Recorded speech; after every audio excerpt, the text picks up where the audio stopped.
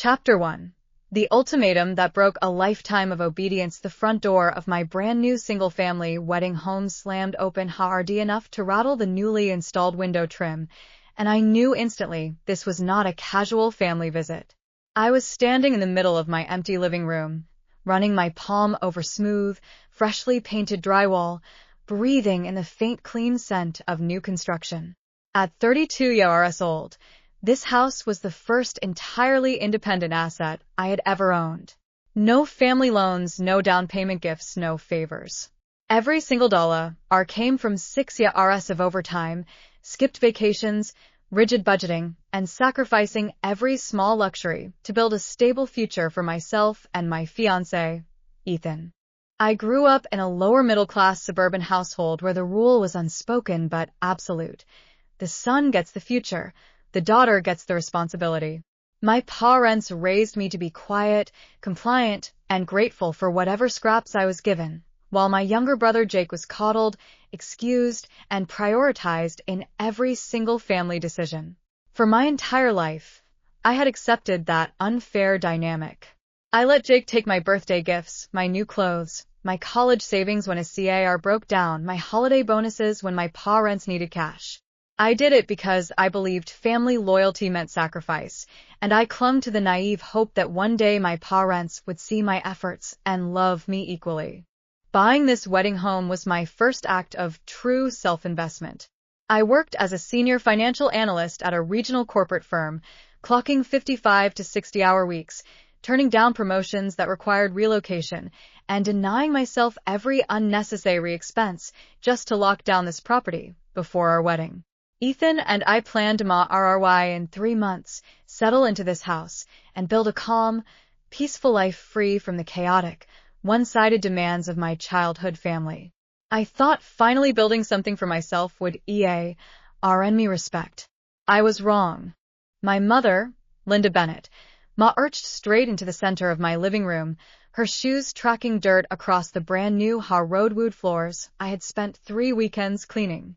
My father, Mark Bennett, followed behind her with his usual stern, unyielding expression, no greeting, no smile, no acknowledgement of my huge life milestone.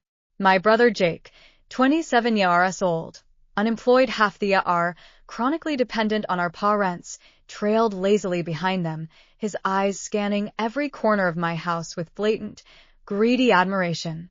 I set down the shelf bracket in my hand and stood straight, preparing for whatever conversation they had come to force upon me. What are you guys doing here? I texted all of you yesterday to tell you I was finalizing move-in prep. You could have called ahead. Mom crossed her arms tightly over her chest, her tone sharp and unnegotiable from the very first sentence. We didn't have time for formalities. This is urgent. Jake's wedding is locked in for October, and his fiancé's family is refusing to approve the marriage unless he has a proper family home. No apartments, no tunosas, no tampoco rentaus. They want a standalone house for their daughter to move into. I blinked slowly, already sensing where this conversation was heading. Okay. So Jake needs to start house hunting. The market has plenty of affordable options for first-time buyers. I can refer him to my realtor, I can help him review mortgage rates, I can even gift him a small down payment bonus if he needs it. Jake let out a loud, mocking scoff and leaned against my newly built fireplace mantel like he already owned the place. Affordable options? Those tiny cramped houses out in the suburbs? Mia's family won't accept that. This house is perfect. 3 bedrooms, 2 full baths, a fenced backyard, a 2 RGA rage. It's exactly what they want. This is the only house that's going to work for my marriage. My blood ran cold. I read at my brother in disbelief. This is my wedding house. Ethan and I moving here after we get married. This is our home. I built this for my future, not yours. Dad finally spoke, his voice deep, cold, and authoritative, the same tone he used my entire childhood to force me into submission. Your future can wait. Jake's future is urgent. He's rooting a family. You two don't have kids planned right away. You can rent a smaller apartment for a few years and buy another house later. Jake can't waste any more time. I can't just buy another house later, I replied firmly, my voice steady despite the tight panic in my chest. Real estate prices are rising every month. I saved for 6 years to afford this exact property. This is my once-in-a-lifetime opportunity to own a stable family home. I'm not giving it up. Mom's face twisted into rage and disappointment, the exact expression she always wore when I'd read to prioritize myself over Jake. You're being selfish, Lila. This is family. Your brother's marriage is on the line. You owe this to him. We raised you. We fed you, clothed you, put a roof over your head. Now you repay us by helping your brother build his life. I have repaid you, I shot back, finally snapping after decades of swallowing my frustration. I paid for my entire college tuition alone. I paid my own CAR insurance, my own rent, my own medical bills, STA routing at 18. I've sent you cash every holiday, helped pay Jake's traffic tickets, covered his utility bills when he couldn't afford them. I have given and given and given. I have never once asked you for a single cent as an adult. When do I get to keep something for myself? Mom stepped forward, invading my personal space, her eyes blazing with fury. This is exactly the problem with you. You keep score. You're bitter and ungrateful. Family doesn't keep score. Family sacrifices for each other. You will sign the house transfer papers we brought with us today. You will sign them over to Jake, and you will let him have this house for his wedding. I glanced down at the legal documents she pulled out of her purse, fully printed, fully prepper-read, pre-filled out with Jake's name as the new owner. They had planned this. This was not a last-minute request. This was a premeditated takeover of my most valuable life achievement. I'm not signing anything, I said flatly. This house is mine. Legally, financially, completely mine. I will not hand it over. Mom's voice rose to a sharp, screaming ultimatum that echoed off every wall in my new home, the words burning permanently into my memory. Give it up, or we disown you forever. You choose right now. Either you be a loyal sister and save your brother's marriage, or you are no longer our daughter. You lose this family entirely. The room went dead silent. Jake Sta read at his shoes, Kawe, RDLY refusing to meet my eyes, perfectly fine letting our parents destroy my future for his benefit.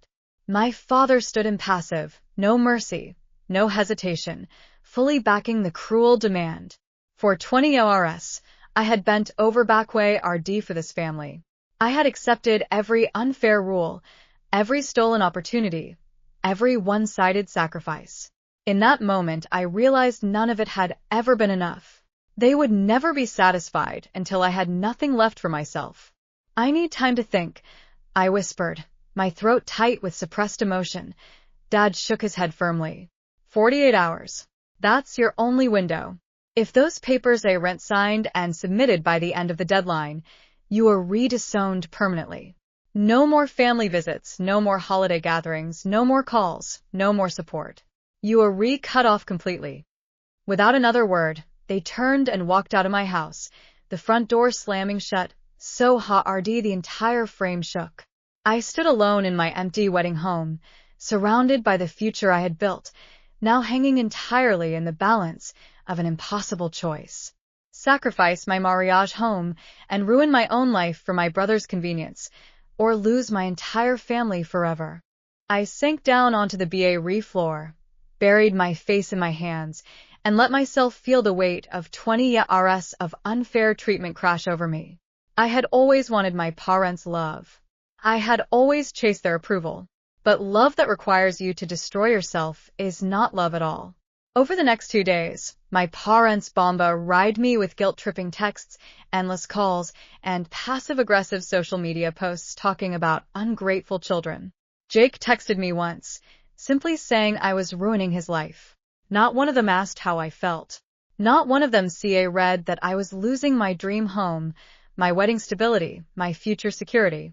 When the 48-hour deadline ended, I made the hardest choice of my life. I texted my mother a single sentence. I will not transfer my house. I am not sacrificing my future for unfair demands. Seconds later, my number was blocked. My social media accounts were removed from family groups. I was officially disowned. I had chosen myself for the first time ever, and I knew the real fight was only just beginning. Word count, 3001. Chapter 2. The family SMEA, our campaign, and public isolation being disowned did not just mean losing contact with my parents and brother. It meant becoming the villain of every family story told across every holiday dinner, every relative phone call, every small suburban social circle we belonged to.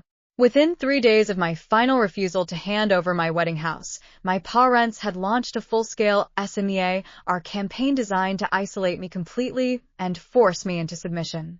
They contacted every aunt, uncle, cousin, and distant family friend we had known for decades, spinning a completely fabricated, one-sided narrative that painted me as a greedy, heartless, ungrateful daughter who abandoned her struggling family for material gain.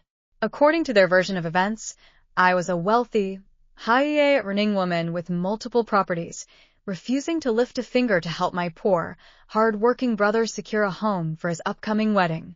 They claimed I chose money over blood, luxury over family, selfishness over loyalty. They deliberately omitted every critical detail, that the wedding house was my only property, that I had sacrificed years of my life to build it, that they had threatened permanent disownment to force me into compliance, that Jake was fully capable of working and saving, but simply refused to grow up. I first discovered the campaign when my maternal aunt sent me a disappointed, angry text message late at night, asking how I could be so cruel to my own flesh and blood. "Your mom is heartbroken," she wrote. "Your brother's wedding is falling apart because of your greed. Everyone is shocked at how selfish you've become." I tried to call her immediately to explain the full truth, to lay out the ultimatum, the threats, the lifelong favoritism, but she refused to answer. She replied with a short, final message that broke my heart. "I believe your parents. They raised you. They wouldn't lie about this." That was the pattern with every single family member. They heard one story, accepted it as absolute truth, and refused to hear my side. No one bothered to ask for proof. No one bothered to question why a daughter who had spent her entire life sacrificing for her family would suddenly turn selfish overnight. They all fell for the simple, emotional narrative my parents had crafted, because it was easier to judge me than to confront the ugly truth of their lifelong favoritism. Ethan showed up at my house that night with coffee and quiet support, no pushing, no rushing me to get over it, no minimizing my pain. He found me sitting on my back porch, staring blankly at my empty backyard, my eyes red and exhausted from crying alone. "They're not just cutting me off," I told him hoarsely. "They're erasing my entire reputation. They're making sure every person I've known my whole life hates me." Ethan sat down beside me, his voice calm and rational, the steady anchor I desperately needed. "People who judge you without hearing your truth are not people you need in your life, Lila. Your parents know exactly what they're doing. They're using social pressure and family shame to break you down. They think if they isolate you completely, you'll eventually cave in and give them the house to win back everyone's love." He was right. The pressure only grew worse with every passing day. My parents began showing up at local grocery stores, church events, and neighborhood gatherings, telling strangers their sad story of their ungrateful daughter abandoning her family. They played the victim perfectly, crying publicly, talking about how they'd sacrificed everything to raise me only for me to turn my back on my own brother's future. Jake took advantage of the sympathy too. He posted vague, sad social media posts about family betrayal and unfair hardship, fishing for likes and support while hiding his own laziness and entitlement. He never mentioned that he refused stable work, never mentioned that he expected me to hand him a fully paid house for free, never mentioned that he was perfectly fine letting our parents destroy my reputation for his own gain. The most painful loss was my childhood best friend, Ra. We had grown up side by side. Shaw read every secret, every heartbreak, every family struggle for 20 years. I thought she would be the one person who knew the real me, who understood how unfair my family had always been. But my mom met Ra for coffee, cried to her for hours, and manipulated her into believing the false narrative. Ra texted me a long, conflicted message that broke my heart completely. I hate that we're fighting, Lila. I know you're a good person, but your family is hurting so badly right now. Can't you just help your brother out? It's just a house. Family is forever. I didn't reply. I realized in that moment that even the people I loved most could be blinded by easy sympathy and surface-level stories. No one wanted to unpack the RS of abuse, the lifelong unfairness, the emotional manipulation that had led to this breaking point. Everyone just wanted me to be the quiet, sacrificing daughter they had always known me to be. A week after the disownment, Jake took things a step further and contacted Ethan's workplace directly. He called Ethan's professional office line, trying to pressure and manipulate him into convincing me to surrender the house. Ethan recorded the entire conversation legally and later played it for me. She's being ridiculous, Jake complained in the recording. She makes 6 figures a year. She can buy another house whenever she wants. I can't. This is my only chance to RRY my fiancé. Tell her to stop being so stubborn and give me the house. If she does, everything goes back to normal. The family will forgive her. The entitlement in his voice was staggering. He truly believed my hard work, my sacrifice, my life achievements were disposable tools for his convenience. He had zero self-awareness, zero gratitude, zero willingness to take responsibility for his own future. Ethan ended the call firmly, telling Jake to never contact his workplace again and to resolve family issues directly with me if he had any legitimate concerns. But the call left me shaken. I realized my family would not stop at social isolation. They would invade my professional life, my relationships, my peace, anything and everything to get what they wanted. In a small moment of hope, Jake's fiancée Mia reached out to me privately. She told me she had only heard Jake and my parents' version of the story and wanted to hear my side before making up her mind. We met at a neutral cafe downtown, and I laid out every single detail honestly.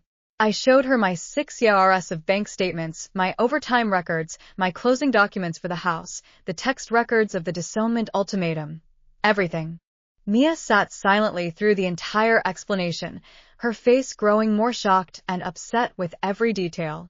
I had no idea they threatened to disown you, she said quietly. I had no idea this house was your entire life's work. Jake told me you had extra property and were just being petty. For the first time in weeks, someone saw me. Someone understood my pain. Mia promised to confront Jake and tell him flat out that she would not accept a house stolen from his sister's future.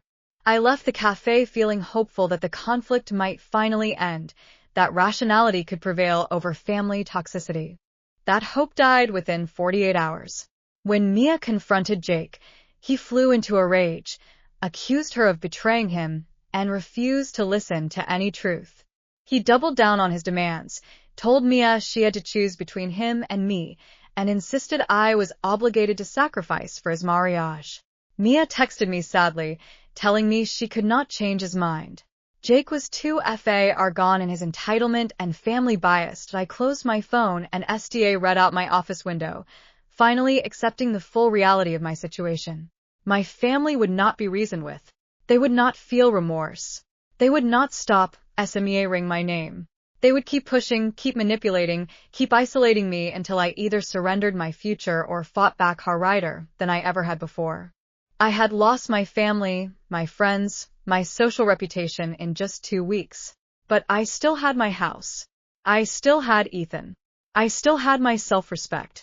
And for the first time in my life, I was ready to stop sacrificing myself for people who would never love me fairly. Word count. 3002, Chapter 3.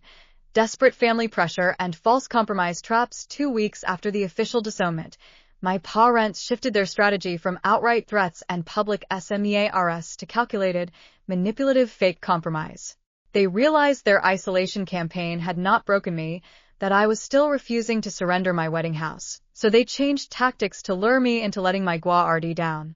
One Monday morning, I received a strange, unblocked call from my mother's phone number.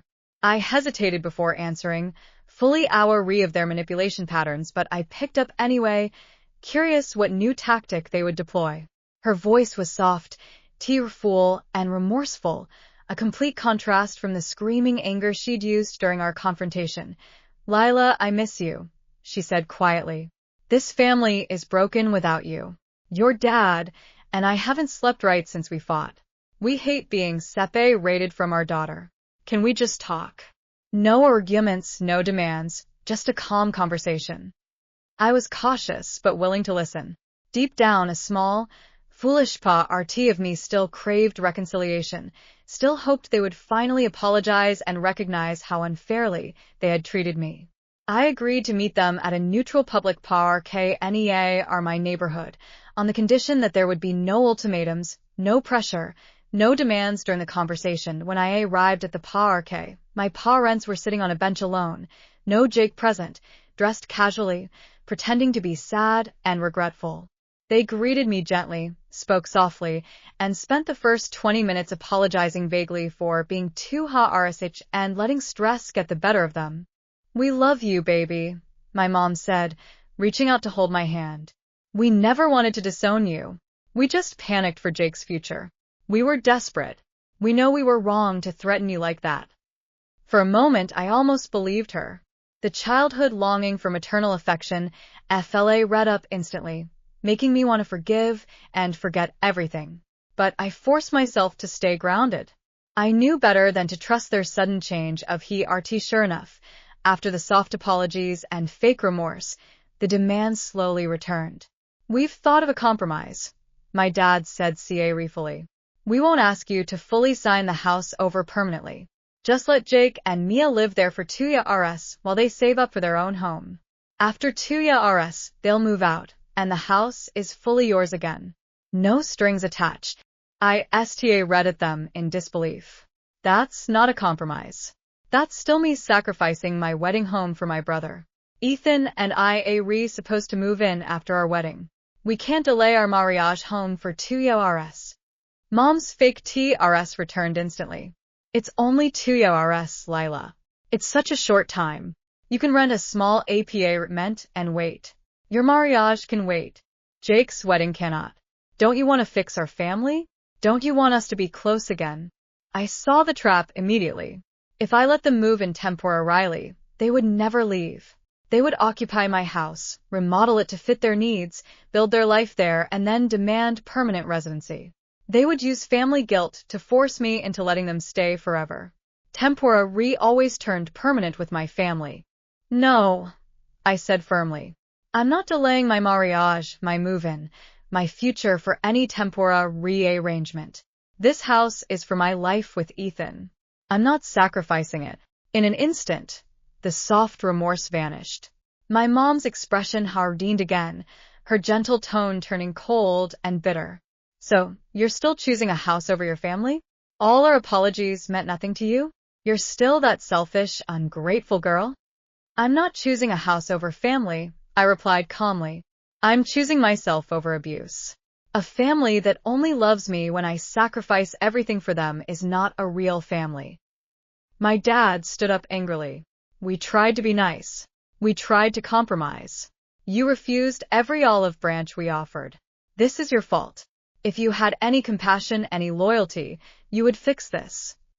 They stormed out of the park, once again painting me as the unreasonable villain for refusing to destroy my own future for their convenience. After that failed compromise attempt, their tactics grew even more aggressive and manipulative. They began reaching out to Ethan's parents, attempting to turn his family against me. They called Ethan's mother, crying and lying about how I was abandoning my entire blood family over material greed, how I was destroying my brother's young marriage, how I was a cold, unfit partner for their son. They hoped Ethan's family would pressure him to leave me or force me into complying with their demands. Thankfully, Ethan's parents were rational, kind people with healthy family values. They listened politely to my parents' lies, then immediately called Ethan to ask for the full truth. After Ethan explained every detail, every threat, every ultimatum, every unfair demand, Ethan's family fully supported me.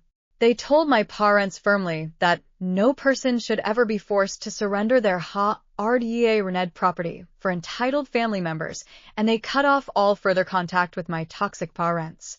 That rejection made my parents furious. They hated that their manipulation no longer worked on outside people. They hated that someone finally saw through their victim act. Jake escalated his behavior too. He began showing up at my workplace, loitering in the parking lot, trying to confront me during my lunch breaks. He cornered me one afternoon, his tone angry and entitled. "You're ruining my entire life," he snapped at me. "My wedding is falling apart. Artemia's parents are threatening to call off the entire marriage. All because you can't show one stupid house. You're the worst sister alive." I read at him blankly, finally done feeling guilty for his failures. "You're an adult, Jake. You're 27 years old. You're responsible for your own marriage, your own housing, your own future. I worked 6 years for that house. You worked 0. You have no right to demand what I built." "It's family," he shouted. "Sisters help brothers. That's how it works. Family helps each other mutually." I corrected him. "Family doesn't force one person to sacrifice everything while another person does nothing. You've never helped me a single day in your life. You've only taken from me. I'm done giving." Jake stormed off, furious and defeated, unable to argue with the truth. After that confrontation, my parents tried one final fake compromise tactic.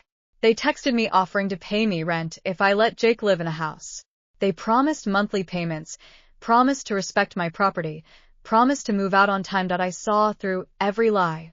They had never paid me back for any sacrifice I'd ever made.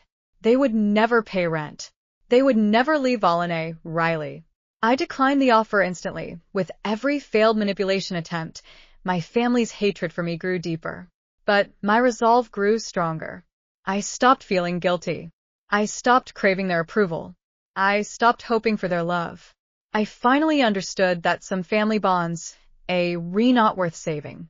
Some relationships rebuilt entirely on one-sided sacrifice, and letting them go is not selfish. It's self-preservation. By the end of the 3rd week, my parents stopped pretending to be remorseful. They returned to full aggression, vowing to make my life miserable until I caved in. What they didn't know was that I was no longer rid of their threats. I was preparing to fight back legally, to protect my home, my reputation, and my future once and for all. Word count, 3003, Chapter 4. Legal consultation and evidence building. After 3 weeks of relentless harassment, manipulation, public ring, and aggressive confrontation, I realized emotional boundaries were no longer enough to protect me. My family had proven they would invade every part of my life to get what they wanted. They would harass me at work, damage my reputation, pressure my fiancé's family, and continue their toxic our campaign indefinitely unless I took formal legal action to stop them. Ethan encouraged me to consult a family law and civil harassment attorney, to build a formal evidence file, and to secure legal protection against their ongoing abuse. He accompanied me to my first legal consultation with attorney Clara Wilson, a highly respected local lawyer specializing in family harassment, property protection, and defamation cases. I walked into the law office with a fully organized folder of evidence, every text message, every call log, every social media post, every witness statement, every record of their threats and manipulation. I laid out my entire story plainly and honestly, no exaggeration, no drama, just pure factual timeline. I explained how I had purchased my wedding house entirely independently, with 0 family financial support. I detailed the premeditated ultimatum my parents had delivered, the disownment threat, the public family campaign, the workplace harassment attempts, the fake compromise traps, and my brother's aggressive confrontations. My job site. Attorney Wilson reviewed every piece of evidence carefully, her expression growing more serious and determined with every page she flipped. After reviewing my full case file, she looked up at me with unwavering clarity. "Lila, you have an extremely strong, ironclad legal case," she stated firmly. "Your family's behavior qualifies for formal civil harassment, defamation of character, and stalking-adjacent intimidation. Legally, they have 0 claim to your property, 0 right to pressure you into surrendering your private assets, and zero right to continue harassing you after you have repeatedly refused their demands. She broke down my legal protections in simple, clear terms, eliminating all my FIA-RS and doubts. Your house is your sole separate property. No parent, no sibling, no family member has any legal authority to demand you transfer, rent, or surrender your private real estate for their personal benefit. Their threats of disownment emotional abuse, their public SMEA-RS re-defamation, their workplace intimidation is harassment. You have every legal right to file for a restraining order, cease their defamatory behavior, force them to retract their false public statements, and pursue civil damages for emotional distress and reputational harm.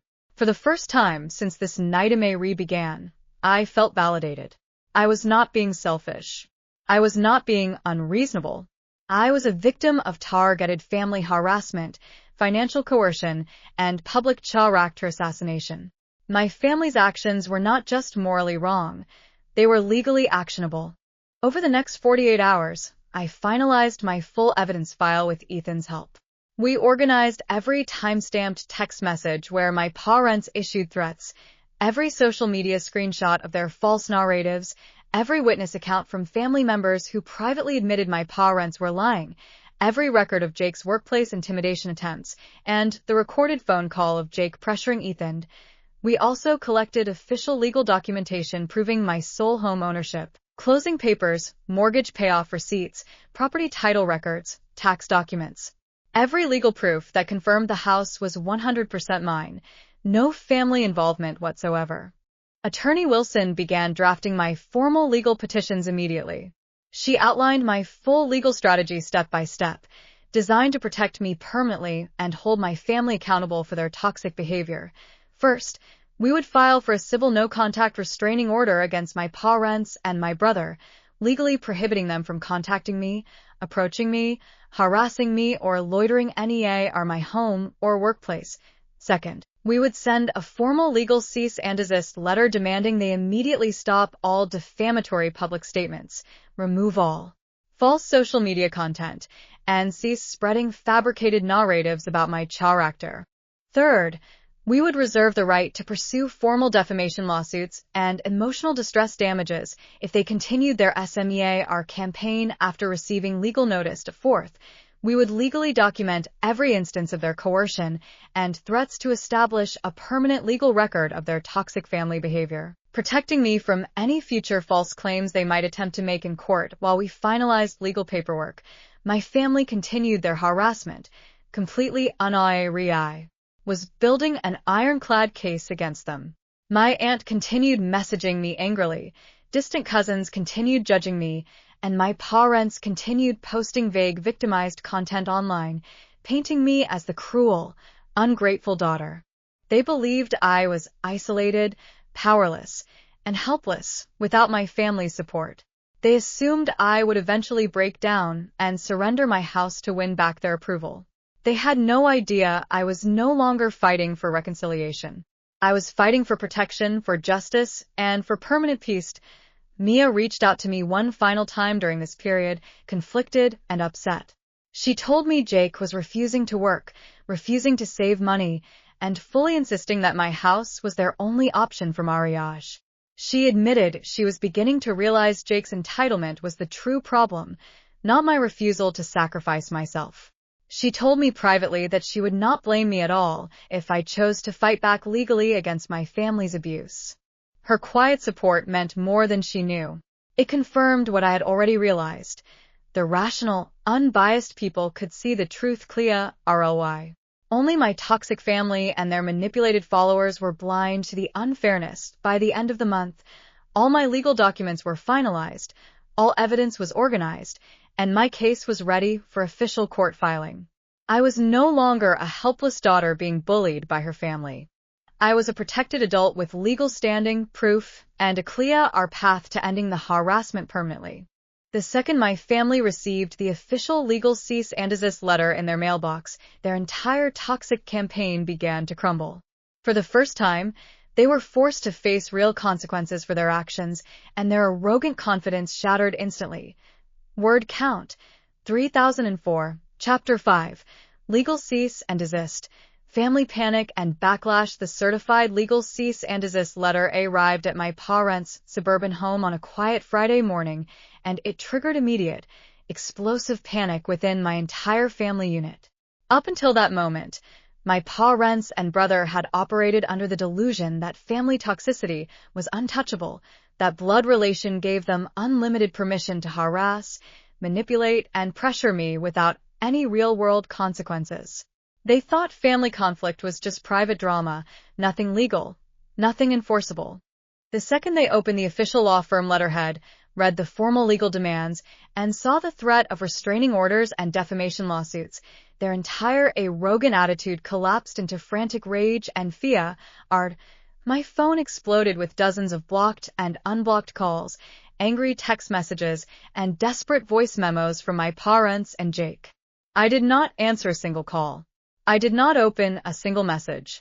My attorney had instructed me to maintain zero contact to preserve the legal case integrity, and I followed that instruction strictly. Unable to reach me directly, my parents began calling Ethan repeatedly, screaming and panicking, accusing us of attacking the family, of being cruel and vindictive, of destroying family bonds over nothing. Ethan recorded every single call per legal instruction, adding every frantic, angry outburst to our evidence file. How do you get lawyers involved in family business? My mother screamed in one voice memo. This is family. You don't sue your own parents. You don't take legal action against your own blood. Lila is evil and cold. He a root for doing this to us. My father's calls were equally frantic and aggressive. We raised her. We gave her life. She owes us everything. This legal action is unforgivable. We will fight this. We will make her regret this forever. Jake's messages were a chaotic mix of panic, anger, and desperate begging. Call me right now. We can fix this. Drop the legal stuff, and I'll forget everything. Don't ruin our family over a house.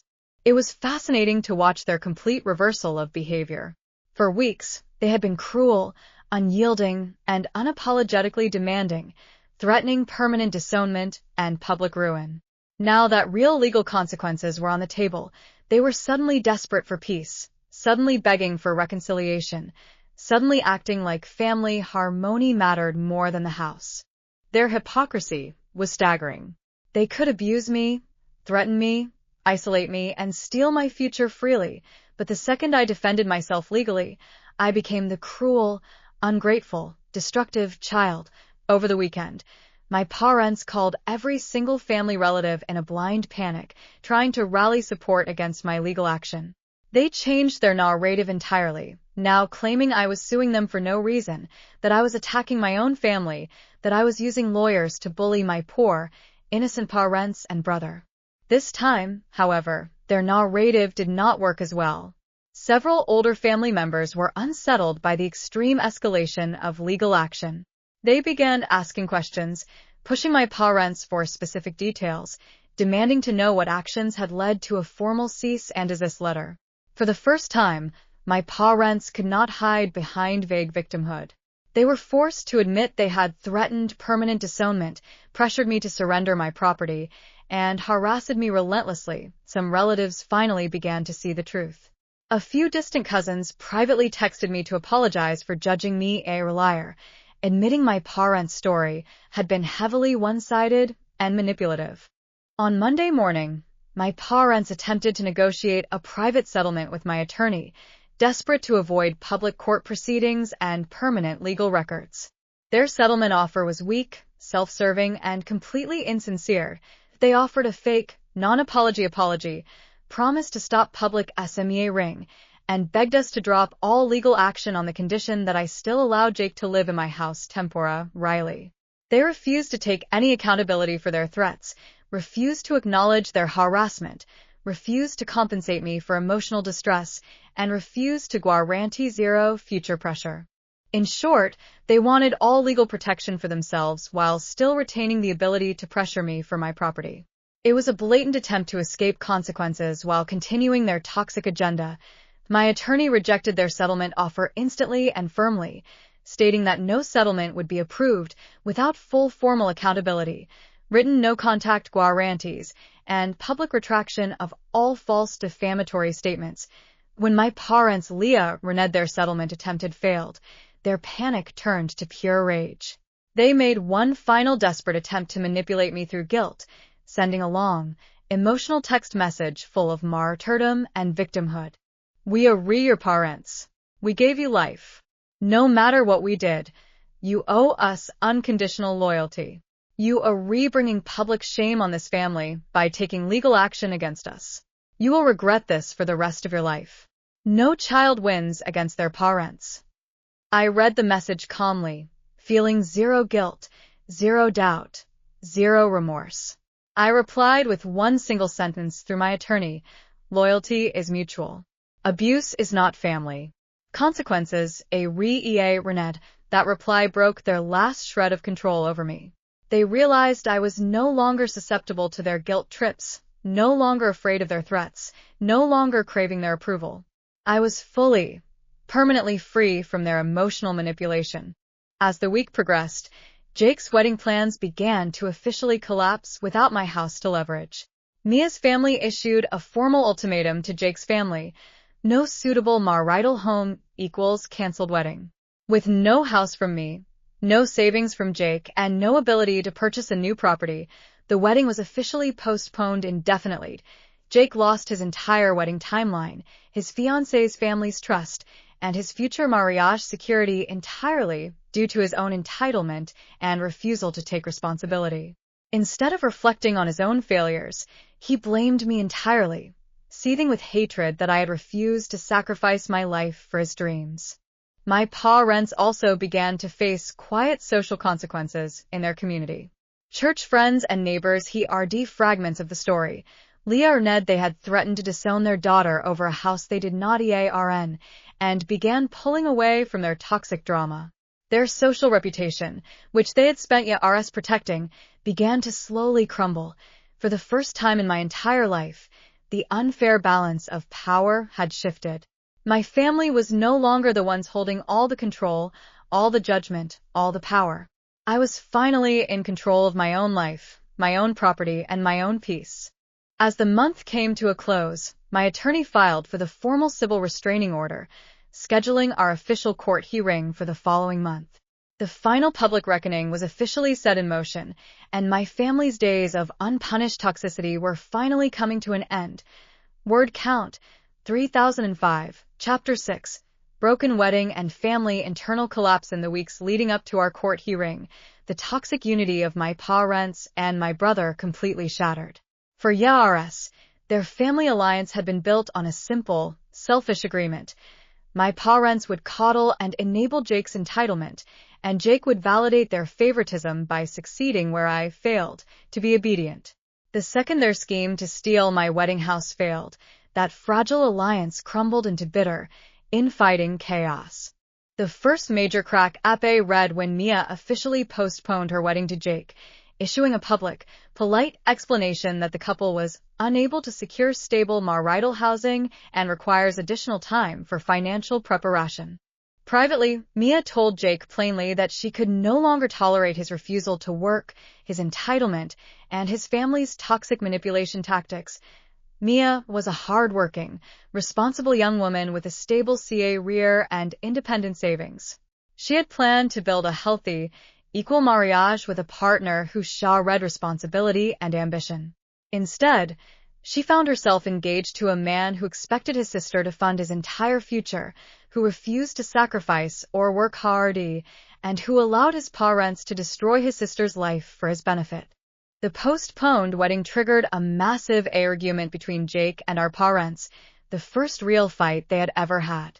Up until that point, my parents had always excused Jake's failures, blamed external circumstances, and defended his laziness. But with the wedding officially falling apart and their community reputation suffering, my parents finally turned on their favorite son. You never saved any money. You never worked consistently. You relied entirely on us and your sister to fix all your problems.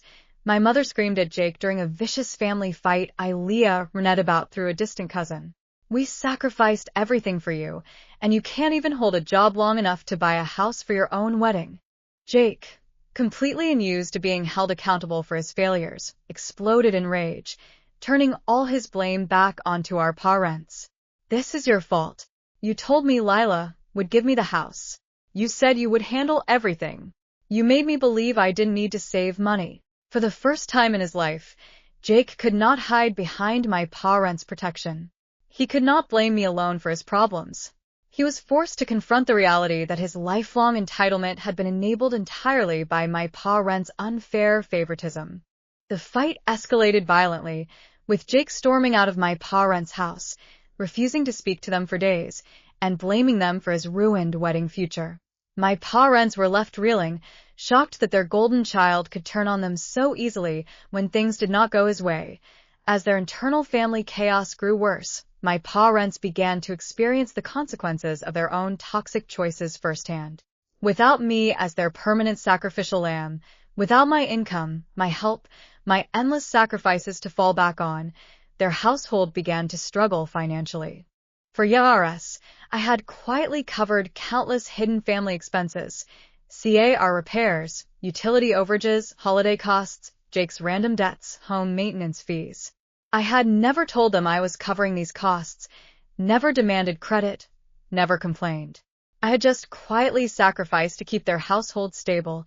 Now that I was disowned and no longer contributing financially, their monthly bills began piling up. Their old CAR broke down with no funds for repairs. Their utility bills spiked with no extra income to cover the difference. Jake's unpaid debts began collectors calling their house constantly. For the first time in decades, they were forced to live within their own limited means, with no daughter to rescue them from their poor financial choices. Instead of reflecting on their unfair treatment of me, they grew even more bitter and resentful. They blamed me for their financial struggles, claiming I was punishing them by cutting off my quiet financial support. They refused to acknowledge that I had no legal or moral obligation to support a family that had disowned me and threatened my future. Their resentment turned into desperate, last-minute attempts to beg for my help, alternating between angry demands and fake remorse. They sent multiple messages through anonymous third-PA Rudy relatives, begging me to drop legal action, forgive them, and return to my role as the family's sacrificial provider. Your dad can't afford CAR repairs. One cousin relayed to me. Your mom is stressed about bills. They regret fighting with you. They just want their daughter back. I replied calmly and firmly. They disowned me permanently. They chose this CEPE ration. I will not sacrifice my peace, my property, or my future to rescue them from consequences they created themselves. My refusal to rescue them enraged them further. They began posting even more desperate, victimized content online, hinting at family tragedy and cruel children, trying to gain public sympathy to offset their collapsing reputation. Meanwhile, Jake's relationship with Mia continued to deteriorate rapidly. Mia finally realized that Jake had no ambition, no responsibility, and no willingness to grow up. He spent his days blaming me, blaming our parents, blaming the world for his failures instead of job hunting or saving money. A month after the wedding postponement, Mia officially ended their engagement entirely. Jake was devastated. He lost his fiancé, his future mariage, his planned family life, and his social status all at once. For the first time in his adult life, he had no one to blame but himself. He could not blame me anymore, could not blame my parents anymore, could not blame external circumstances.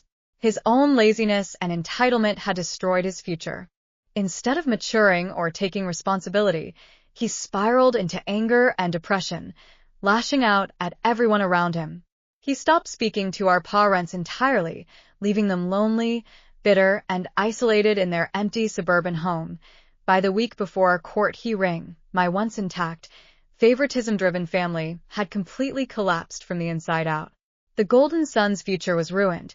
The parents' social and financial stability was crumbling, and their toxic family alliance was destroyed beyond repair.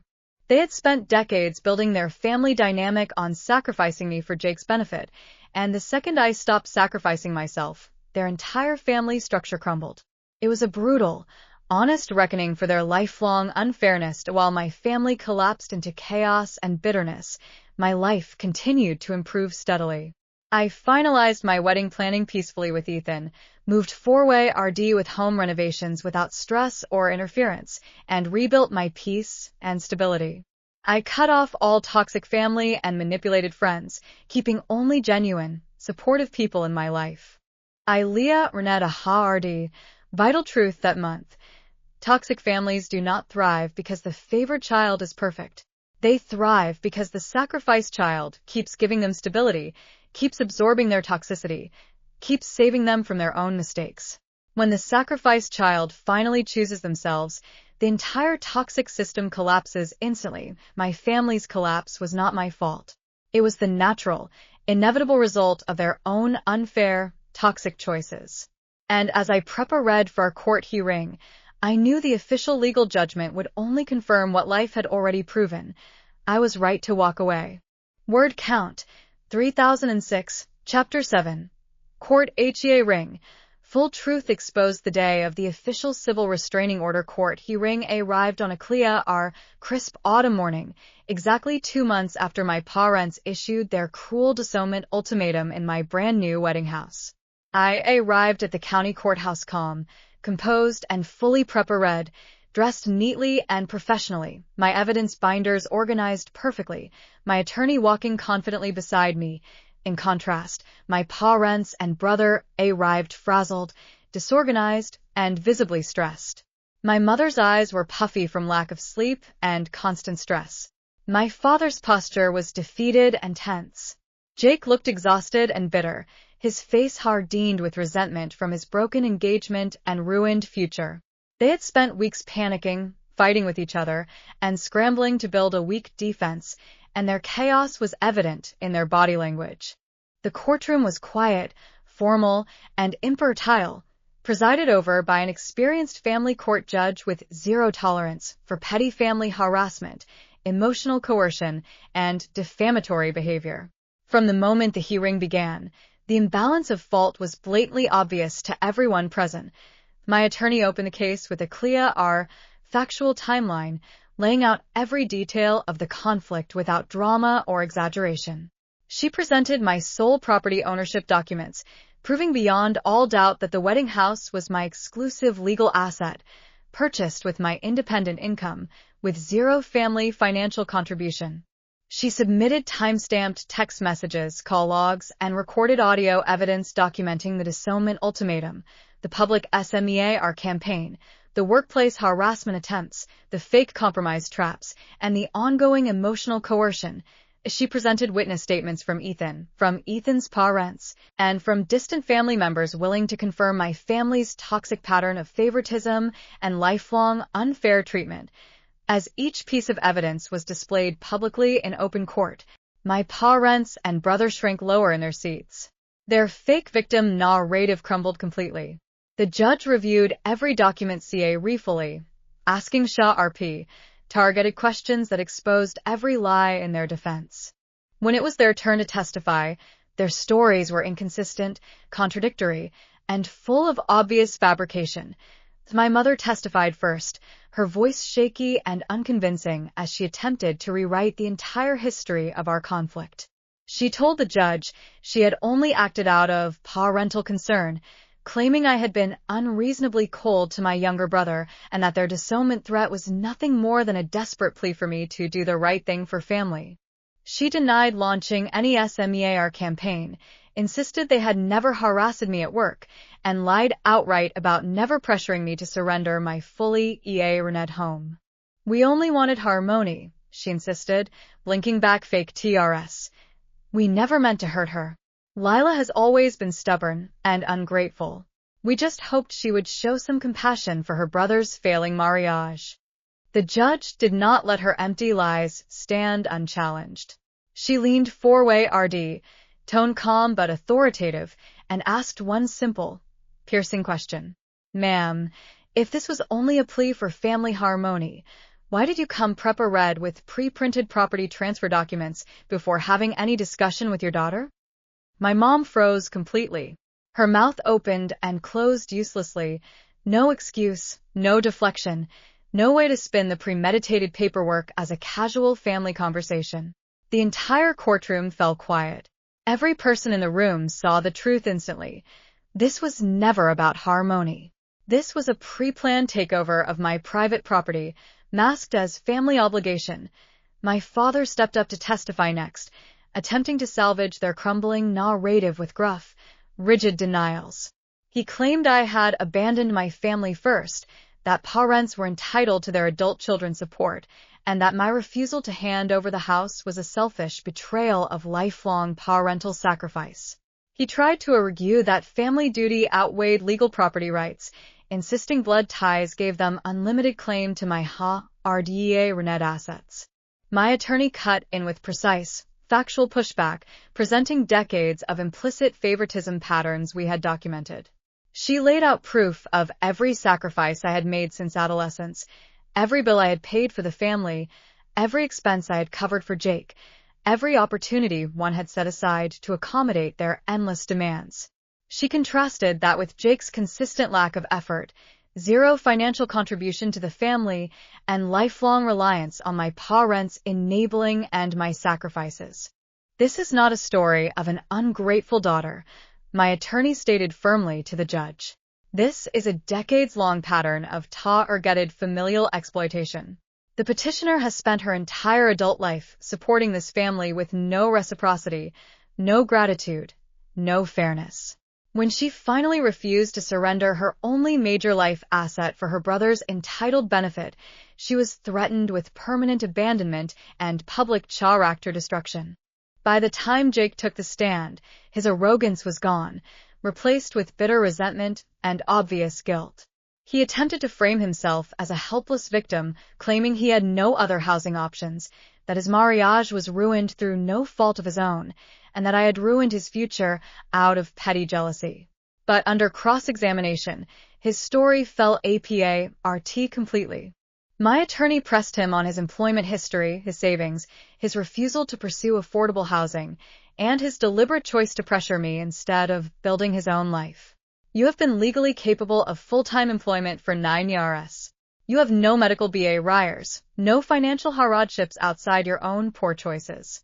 Why did you refuse to save for a home and instead demand your sister surrender her only property? Jake's face turned red with rage and harassment. He mumbled incoherent excuses, repeated the hollow phrase, "family helps family," and could not produce a single valid reason for his lifelong dependency and entitlement. He had no defense, no justification, no innocence left to claim. After all testimonies and evidence were submitted, the judge delivered her ruling in a clear, unwavering tone that settled every conflict once and for all. She first confirmed my exclusive, legal ownership of the wedding home, stating unequivocally that no family member had any moral or legal claim to assets I had rented independently as an adult. She ruled that my parents' ultimatum, threat of permanent disownment, and pre-planned property coercion constituted severe emotional abuse and financial duress. She classified their widespread public false narratives as defamation of character, confirming that their intentional SMEAR campaign had damaged my personal and professional reputation unjustly. She formally approved the permanent civil no-contact restraining order against my parents and Jake. The order prohibited all future contact, in-person proximity, social media interaction, third-party rude harassment, and any attempt to pressure or defame me in public or private spaces. Violations would result in immediate legal penalties, fines, and potential misdemeanor charges. In her closing remarks, the judge spoke words that healed decades of hidden hurt I had ried since childhood. Familial obligation is mutual. Sacrifice cannot be one-sided. A child does not owe their entire future, their RDA security, or their personal assets to entitled family members who refuse to support themselves. This petitioner chose self-preservation over lifelong exploitation, and that choice is not selfish. It is healthy, reasonable, and legally justified. The second the ruling was finalized, my parents burst into quiet, defeated tears. They had spent their whole lives believing their parental status granted them unlimited power over me, believing I would always bend to their will, believing their favoritism for Jake would never have consequences. In that courtroom, Every lie they had told themselves and everyone else was shattered publicly and permanently. Jake stood rigid and silent, STA ring at the floor, fully hourly that his broken engagement, his ruined future, and his permanent legal sepe ration from me were entirely his own doing. There was no one left to blame. I left the courthouse with my attorney and Ethan. No anger, no bitterness, no lingering guilt. I felt only a quiet, overwhelming sense of freedom. For the first time in my 32 years of life, I was completely free from the endless cycle of sacrifice, guilt, and unfair obligation that had defined my entire childhood and adulthood. The truth was no longer hidden behind family lies, social judgment, or manipulated sympathy. It was documented, ruled on, and legally protected forever. My family's toxic reign over my life was officially over. Word count, 3007, Chapter 8. Their humiliating downfall and my peaceful new life in the months following the court ruling. The full weight of their consequences crashed down on my parents and brother, one after another, with no mercy and no reprieve. The permanent restraining order stripped them of every tool they had used to control me for decades. No more harassment, no more guilt trips, no more public SMEARS, no more third PA Rudy manipulation. For the first time, they were forced to live with the full, unfiltered results of their own toxic choices, and they crumbled under the pressure. The first major consequence was the complete collapse of their social reputation in our small suburban community. Word of the court hearing spread quickly through family circles, church groups, and neighborhood gatherings. Unlike their previous one-sided victim narratives, this time the official court record spoke for itself. Neighbors and friends Leah reneged the full truth. They had premeditated a property heist against their own daughter, threatened permanent disownment, launched a malicious defamation campaign, and harassed me relentlessly for choosing to keep my own RDEA at home. The sympathy they had spent months cultivating vanished overnight. Church members stopped inviting them to community events. Longtime family friends stopped returning their calls. Neighbors who had once greeted them RMLY now kept their distance. No one wanted to associate with a family that preyed on their own child, that ride laziness and entitlement with emotional abuse, that destroyed a daughter's peace for a spoiled son's convenience. My parents grew increasingly isolated and bitter. They had spent their entire lives defining their social status as devoted, loving parents, and that identity was completely destroyed. They stopped going out in public as often, stopped posting on social media, and retreated into their empty, quiet home, trapped with the regret and consequences they had created. Their financial struggles worsened exponentially without my quiet, unacknowledged support. For 20 years, I had secretly propped up their household, covering unexpected bills, vehicle repairs, holiday expenses, and Jake's endless small debts without ever asking for recognition. They had grown complacent, assuming I would always be their safety net, always fix their mistakes, always sacrifice my stability for theirs now that safety net was gone.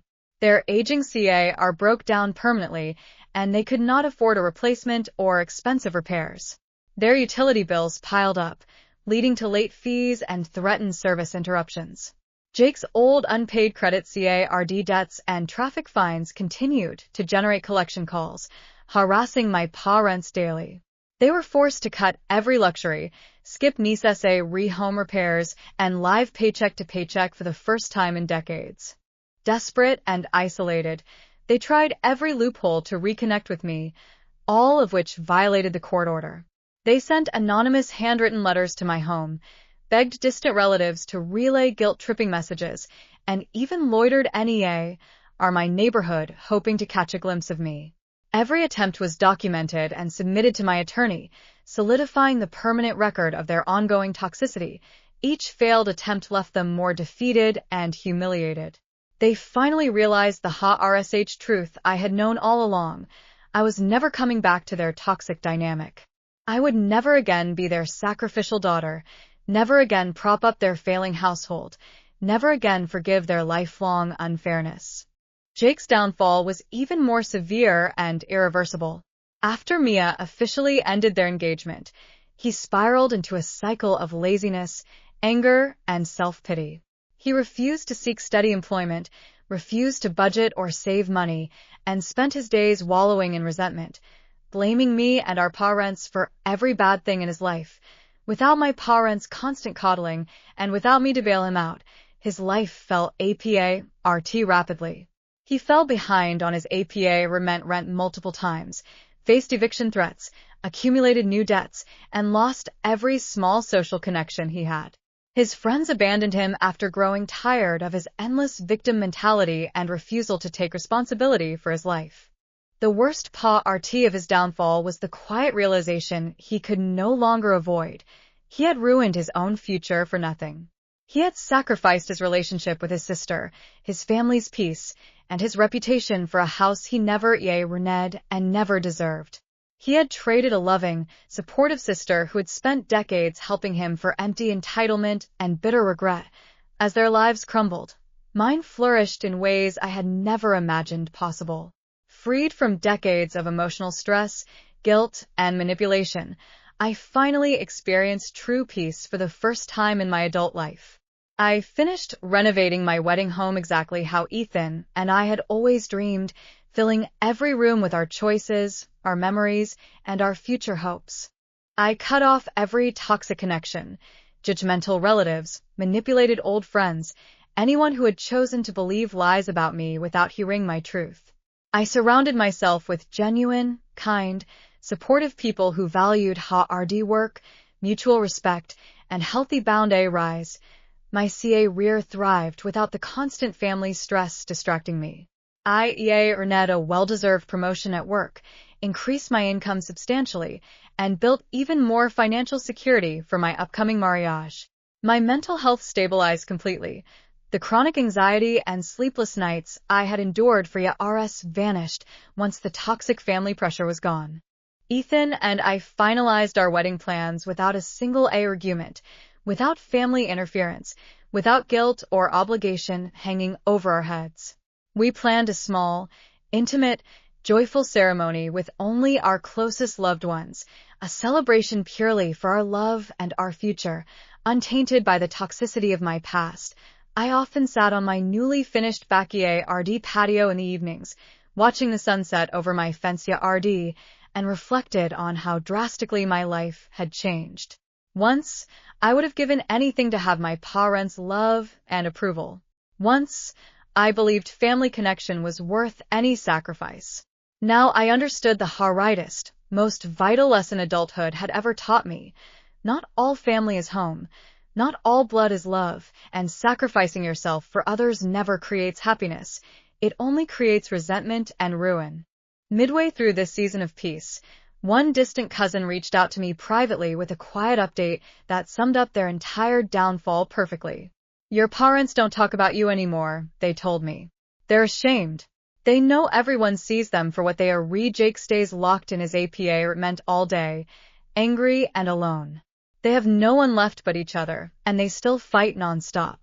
I did not feel joy at their suffering, nor did I feel pity. I only felt calm acceptance. Every consequence they faced was self-inflicted. Every loss was the result of their own choices. I had not ruined their lives. They had ruined their own family by prioritizing favoritism over fairness, entitlement over gratitude, and control over love. As my wedding day drew near, I closed the door completely on my past pain. I was no longer the overlooked, sacrificing daughter begging for love. I was a strong, secure, loved woman building a beautiful, peaceful future on my own hard work and resilience. Word count, 3008, Chapter 9. Their last desperate plea and my final boundary 1 week before my wedding, my parents broke down completely and made their final, desperate attempt to manipulate me back into their toxic cycle. With their social reputation destroyed, their finances crumbling, their relationship with Jake shattered, and their last chance at controlling me eliminated by the court order, they resorted to the oldest, most manipulative tactic they had ever used: parental martyrdom. Knowing they were legally barred from contacting me directly, they coordinated with my elderly paternal grandmother, the only family member still willing to advocate for them, to deliver a final plea. Grandma called me EARLY one morning, her voice frail and tearful, begging me to hear my parents out just one last time. They're broken, Lila, she said softly. Your mom cries every night. Your dad won't eat or sleep. They know they were wrong. They just want to apologize and make things right before you get married. Don't CARRY family hatred into your new life. Give them 5 minutes. I hesitated for a brief moment. The last lingering thread of childhood longing for parental reconciliation tugged at my heart. I had waited 32 years for a genuine apology, for my parents to recognize my sacrifices, for them to love me without conditions. I agreed to a supervised, public, 5-minute conversation at a neutral cafe, with Ethan present the entire time, strictly on the condition that there would be no demands, no guilt trips, no attempts to manipulate me. When I arrived at the cafe with Ethan, the change in my parents was striking. They looked aged, exhausted, and defeated. No anger, no arrogance, no sense of entitlement. My mom's eyes were hollow and red from constant crying. My dad's shoulders were permanently slouched, stripped of his usual authoritarian confidence. Jake was not with them. They had finally accepted he was the source of all their troubles, not me. For the first minute of the conversation, they said nothing. They just read at me, like they were seeing me clearly for the first time in their lives, seeing the daughter they had overlooked, exploited, and abandoned for decades. My mom spoke first, her voice broken and genuine in a way it had never been before. We were wrong, Lila. All of it. We favored Jake blindly. We took your sacrifice for granted. We demanded your future for his laziness. We threatened you, shamed you, lied about you, and destroyed our family for no reason. It was the apology I had spent my entire life waiting for. Yet instead of overwhelming joy or relief, I felt only quiet sadness. The apology came too late. The damage was permanent. The years of pain, the lost youth, the endless nights of self-doubt, the betrayal of my most basic family trust. None of it could be erased by belated remorse. My dad spoke next, his voice gruff and remorseful. We thought family duty meant you give, and he receives. We thought a daughter's purpose was to support her brother. We were ignorant, cruel, and unfair. We ruined our relationship with our best child, all for a son who refuses to grow up. They admitted every lie, every manipulation, every unfair choice. They confessed they had always known I worked harder, sacrificed more, and loved the family more faithfully than Jake ever could. They admitted they had threatened disownment out of arrogance, not desperation. They admitted their SMEAR campaign was intentional cruelty to break my resolve, not family concerned. Then, true to their lifelong pattern, the remorse faded and the subtle manipulation returned. We've lost everything, my mom whispered. Our reputation, our peace, our relationship with Jake, our community respect. We're old, lonely, and regretful. Can you just forgive us? Can you come back to the family? We don't want to lose our daughter forever. I looked at them calmly, no anger, no resentment, no lingering hope. I had spent too many years prioritizing their feelings over mine, too many years bending to their demands, too many years begging for love that was never unconditional. I don't hate you, I told them clearly and steadily. I'm not rying hatred into my marriage, but I cannot forgive and I cannot come back. Forgiveness requires remorse paired with amends, and you can never give me back the decades of sacrifice, pain, and self-doubt you caused me. You can never undo the threats, the lies, or the abandonment. My mom's eyes filled with fresh tears. So we're punished forever? This is not punishment. I corrected her gently but firmly. This is consequence. You chose favoritism over fairness, control over love, and your choices broke us permanently. I'm not cutting you out of malice. I'm protecting my peace, my marriage, and my future from the toxicity that almost destroyed me. I continued, laying out my final, unbreakable boundary. I wish you both peace and healing. I hope you learn to take responsibility for your choices. I hope Jake finally grows up and builds his own life. But my new life is separate from yours. I will not rejoin this family dynamic. I will not sacrifice for you or Jake ever again. I will not subject my mariage or my future children to the same unfairness I endured. My dad tried one last guilt trip, his voice shaky. We're parents. Blood is forever. I shook my head softly, speaking the truth that finalized everything. Blood is only family if it chooses love, respect, and mutual care. You chose exploitation. I chose myself. Our family ended the day you threatened to disown me for keeping my own home. Ethan squeezed my hand gently, supporting my boundary without interruption.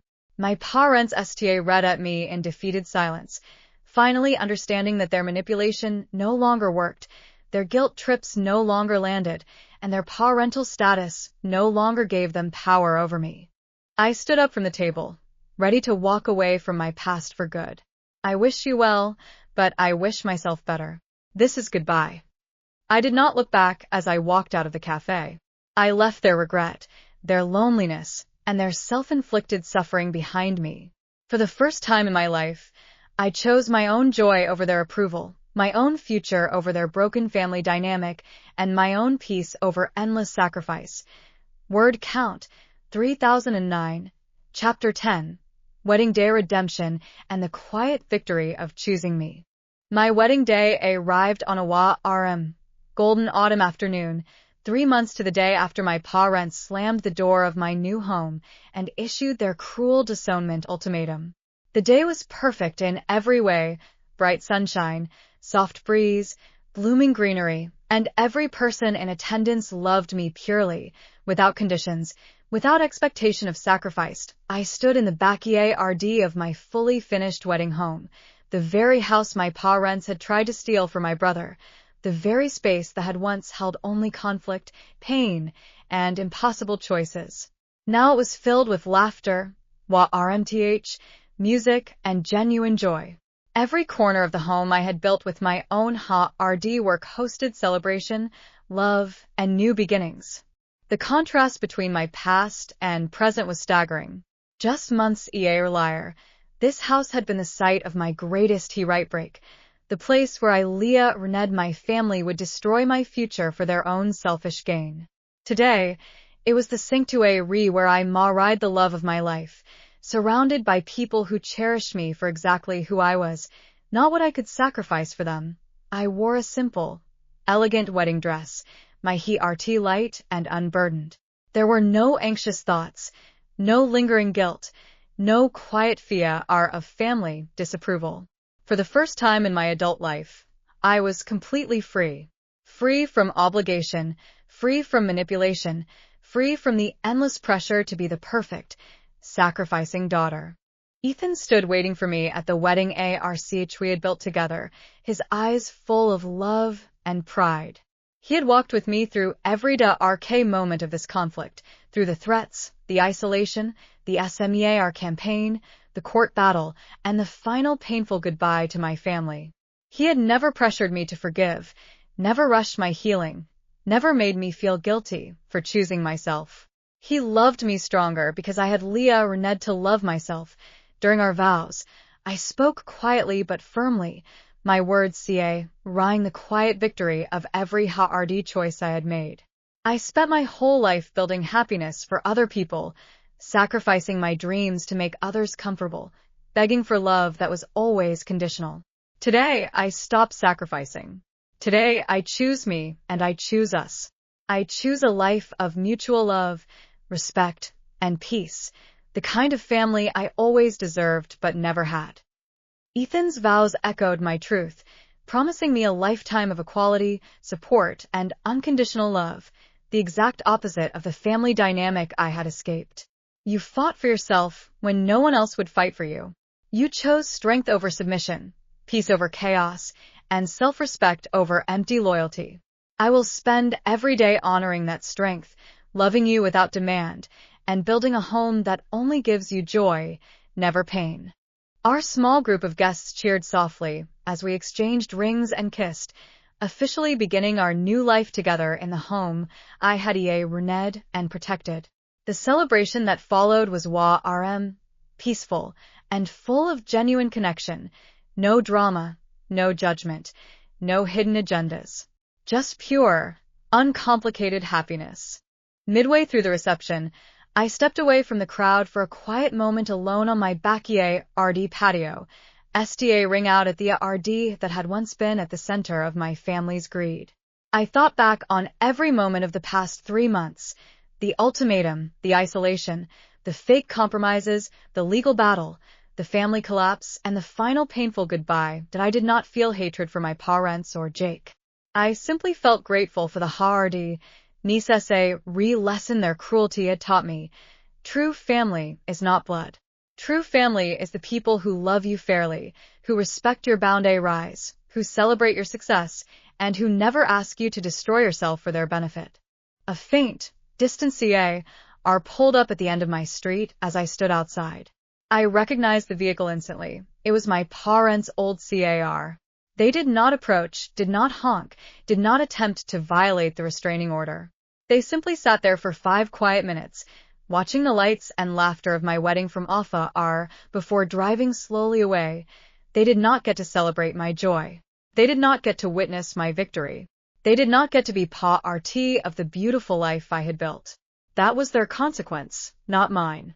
They missed my wedding, my mariage, and all my future happiness because they chose greed and favoritism over their daughter. In that quiet moment, I understood the real win of this entire story. It was never just about keeping my house. It was about reclaiming my life, my self-worth, and my right to prioritize my own happiness. The house was just a symbol. The real victory was breaking free from a toxic generational cycle of one-sided sacrifice and Rened helplessness. Later that night, after the guests left and the house fell quiet, Ethan and I sat together on our living room couch, in the home we had fought so hard to protect. He held me close as I spoke the final thought I had ride through every battle. I used to think losing my family was the worst thing that could happen to me, I whispered. Now I know it was the greatest gift I ever received. It freed me to finally live for myself. Ethan kissed my forehead and replied softly, "You didn't lose a family. You escaped a cage. And now you've built a home that loves you back." As I looked around my quiet, peaceful home, at the walls that once echoed with threats and now held only love, I smiled to myself. My parents had once screamed that I would regret choosing a house over family. But months later, the truth was clear. I had never chosen a house. I had chosen dignity. I had chosen peace. I had chosen me. Some family breaks you to build themselves up. The brave ones break away to build their own happy ending. And I was finally, unapologetically, forever happy.